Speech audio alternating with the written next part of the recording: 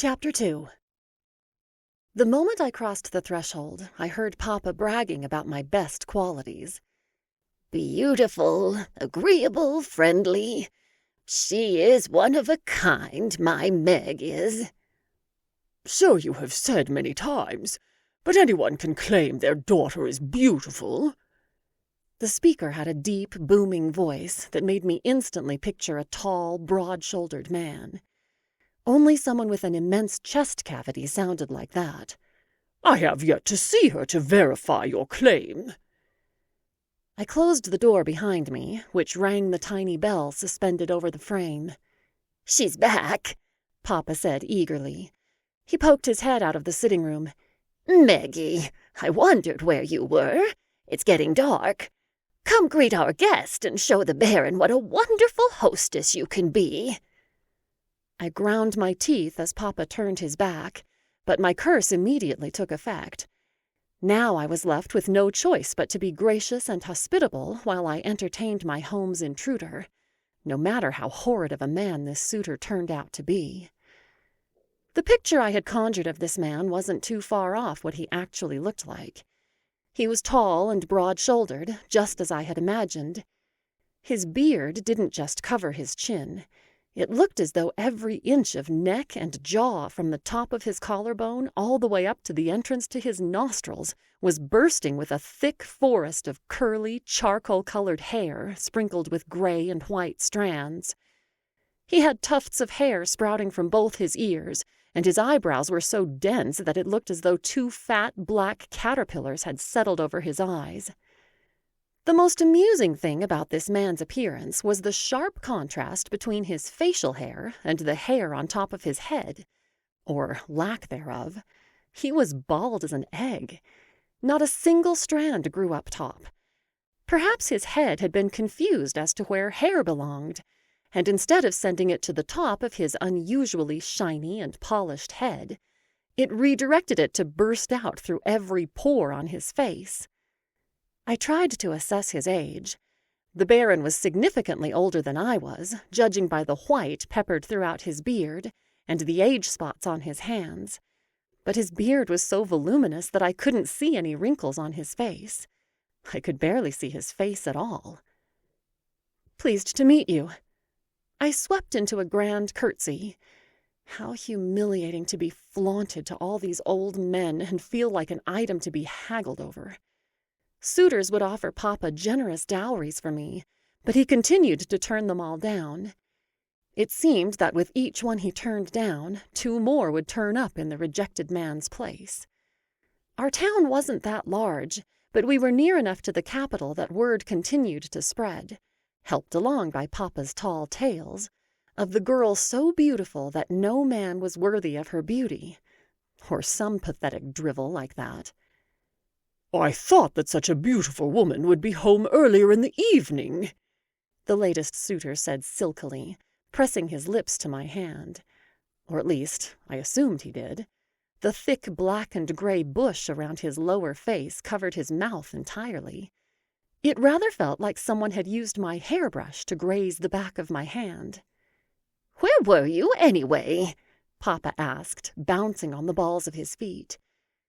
I didn't respond, too absorbed with watching the suitor's every move to think much about the question. This man was clearly wealthy, dressed impeccably in the latest fashions, with nary a wrinkle in his clothes. His skin had a waxy quality to it, and his smile looked like it had too many teeth in it. Just like a crocodile, I thought. This man was yet another who would lie in wait before snapping up his prize. The very thought sent a cold shiver down my spine, and goosebumps popped onto my arms. "Answer me, Meggie." "Edna and I were picking flowers," I lied smoothly. He never said I needed to answer honestly. Papa stood several paces behind the Baron, so he couldn't see how this suitor didn't even try to hide the fact that his eyes were constantly drifting from my face down to my bodice. His mouth twisted into an appreciative smile, as if he were examining the wares he had purchased and was congratulating himself on so great an acquisition. My insides curdled. I had never felt so low or dirty as I did as this revolting man examined me. Papa smiled encouragingly at me, and the curse held my beaming face frozen, as if I was having the time of my life. "Forgive me, good sir, but I didn't catch your name." I am Baron Gerard of Eldonia, but you, my dear, may call me Handsome Jerry." "Delighted to make your acquaintance," I said in a glossy voice. I would sooner cut out my own tongue than use his requested name. "Just as you said, Miller," Gerard said. "Beautiful and well-mannered. The perfect wife. Turn for me, dear." "I don't think I shall, Baron Gerard." I held my icy smile firmly in place. Unless Papa ordered me to, I would never perform like some animal at an auction. I had been ordered to be a good hostess, but that did not mean allowing the Baron to stare at me from every angle. What would this man want next, to count my teeth? The Baron shrugged off my refusal and turned back to Papa. "Shall we discuss terms?" Of course, terms. It really was an auction. The bell over the shop door chimed. Papa wrung his pudgy hands. "Dear, dear, this is late for a customer. Meggie, would you please help them? I would like a few words in private with Baron Gerard." I curtsied again and went to tend the shop, the curse still forcing me to smile all the way. Once out of the Baron's eyesight, the curse released me from playing a polite hostess, and I massaged my sore cheeks. So much smiling. Rhys was leaning against the wall by the door, waiting patiently for me. I sighed in relief at the sight of him. He always seemed to know when I needed an excuse to escape. I would never need a knight in shining armor. I had Rhys. "Let me guess, another suitor who isn't taking the hint?" I nodded. Baron Gerard, or Handsome Jerry, as he prefers to be called. He is about 3 times my age, fabulously rich, and smells like dead fish. "Sounds like a catch." I began to laugh. Not the false, high giggle my curse always forced upon me when I was forced to play the polite hostess, but my real belly laugh, complete with utterly unladylike snorts, though I had to stay quiet to avoid Papa and the Baron hearing me from the other room. A catch of fish! Rhys slapped his bandaged hand to his forehead. "Unintentional, Meg, and that was not funny." I ignored him. I loved corny jokes, and if a dead fish joke would help me momentarily forget being fawned over by that disgusting Baron, I planned to embrace it wholeheartedly. Rhys waited for my laughter to abate before asking, "So, not a big fan of this one either, huh? And 1 10-pound sack of flour, please." I groaned. Rhys, I can't even describe what it's like to feel like I'm being sold off to the highest bidder. I'm not a sack of flour. I slammed one of the bags onto the counter. You know what it's like to have your freedom stripped away, being forced to spin when you don't want to. Rhys placed a hand on top of the counter beside the flour. "Yes, but there is a difference between me having a few cuts and you being forced to flirt with disgusting old men.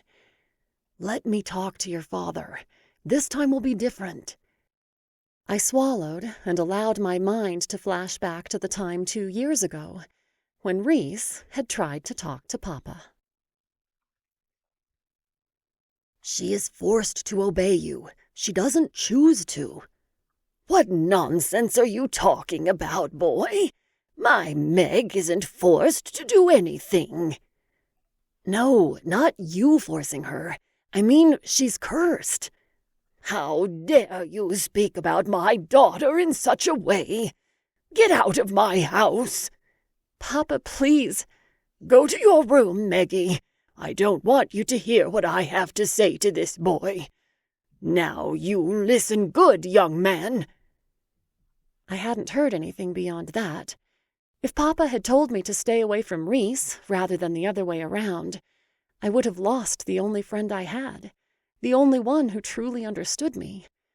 Instead, he had come up to my room later that night and lectured me for an hour about the dangers of people who make wild accusations. Just imagine him thinking that you are forced to obey everything I say. Papa's head wrinkled up with frustration. If only he had seen you when I asked you to fetch grain for the mill, and you brought back 2 kernels of wheat. I fetched grain, I had pointed out, desperately hoping that Papa would catch my meaning. Try as I might to explain my curse, my tongue wouldn't allow it. Papa patted my hand, a tired smile on his face. That you did. See, you are a good girl, helping to cheer me up. That boy is just confused, that is all.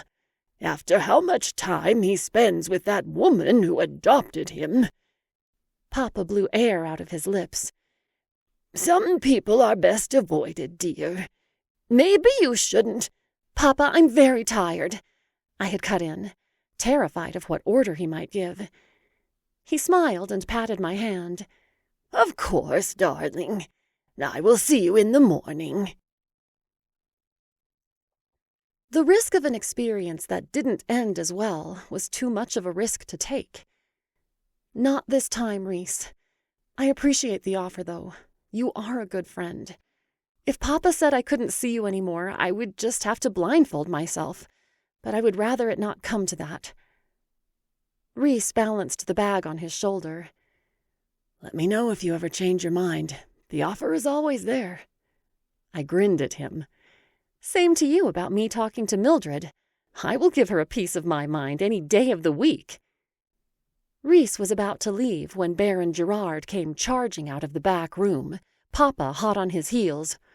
You will never marry her off at the price you are asking, the Baron shouted. His face was twisted in anger, so that his heavy eyebrows contracted to form a bushy black V. No one would be willing to pay that for her. She is still just a miller's daughter, no matter what she looks like. He glared at Papa. You should be grateful I offered what I did for a girl with no title or dowry. May your daughter die an old spinster maid. He slammed the door so hard that the bell broke off and tinkled to the floor. Without being asked, Reese dropped his sack of flour and picked up the bell. He was taller than either Papa or myself, and he busied himself fixing it back above the doorframe. Papa sighed heavily. Sorry, Meggie. He didn't seem quite right for you either. Besides, I am sure you would prefer someone younger, eh? Not to worry, though, dear. We will find the right man for you soon. He could have used a bath. You would think with all his fabulous wealth he could afford it. Papa laughed. His belly jiggled and his plump cheeks bounced up and down. You smelled it too, did you? I'm sure everyone in town did. We will find the right match for you soon, Meg. Tell me what sort of man you would want to marry. Reese froze where he stood, pausing his attempts to rehang the bell. Color rushed to my cheeks. Of course Papa had to order me to say what sort of man I want to marry in front of Reese. I would want someone who is kind and wants a family and who sees me for who I truly am. I want that for you too, darling. We will find the right man soon, I am sure. Papa hugged me. Over his shoulder, I couldn't help noticing the way Reese's shirt was pulled tight across his back as he stretched up to finish attaching the bell.